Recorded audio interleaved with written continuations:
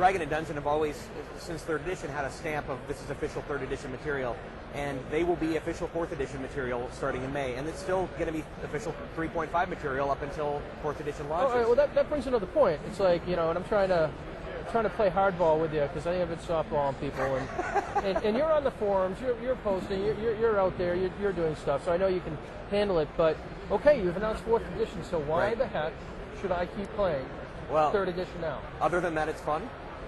Oh, okay, that's a good point. But I mean, it's there's D&D. not going to be any more support, right? Or no? You guys are still supporting 3.5? And so Dragon's focus in the coming months is really going to be to get people ready for 4th edition. That's what we're focusing on. Okay. We're going to be running multiple times a week design and development columns. Design and development is a great column that's been on the website for a long time.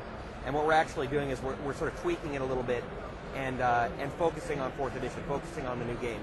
And we're going to be having multiple times a week new articles by the designers and developers and the editors working on the game right now, telling us little bits and pieces and tidbits. So they're previews in a way, but more than that, they're insight into how the game is being made. So that's a big part of Dragon content. Absolutely.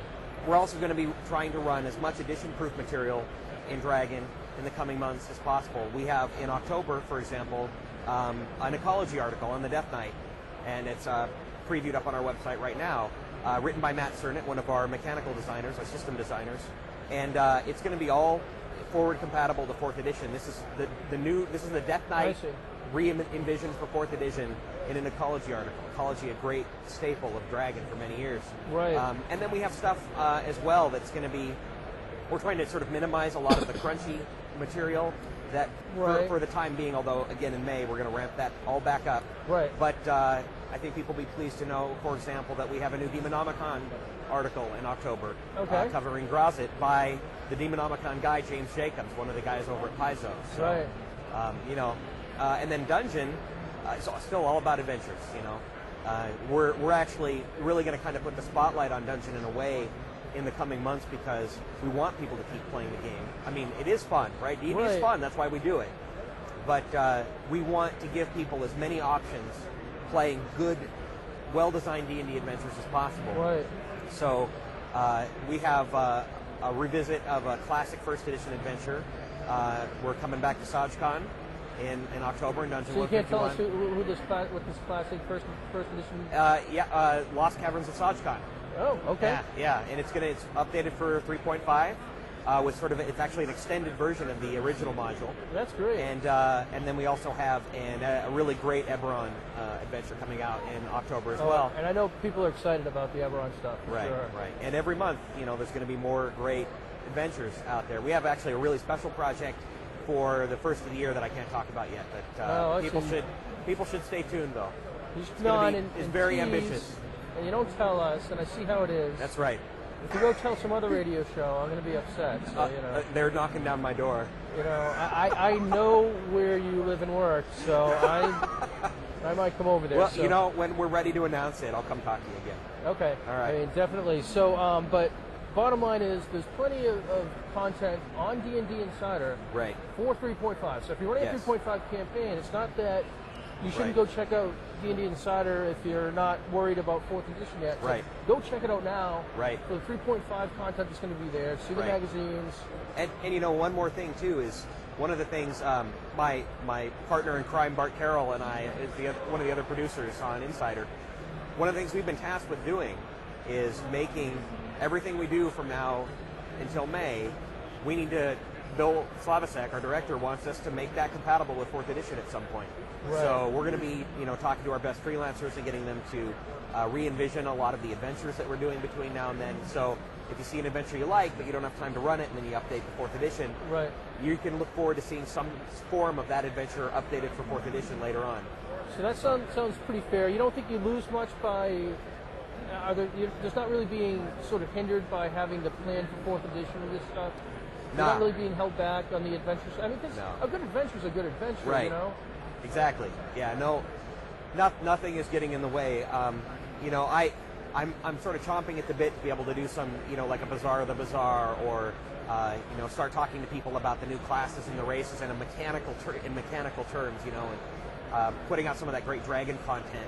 But we also don't want to load people up with a bunch of 3.5 prestige classes and feats and spells, and and then they're just going to be upset when we don't have the resources to update all that material in the spring. So, and like I said, we're going to get people ready. You can't update everything in 3 months when the magazines come out. So it's going to be some time to do that, and so that makes sense to kind of keep it a little cool for the time being, and not put any real punchy stuff out there. Well, I mean, it's not like there's not a lot of material out there for 3.5, right? Yeah.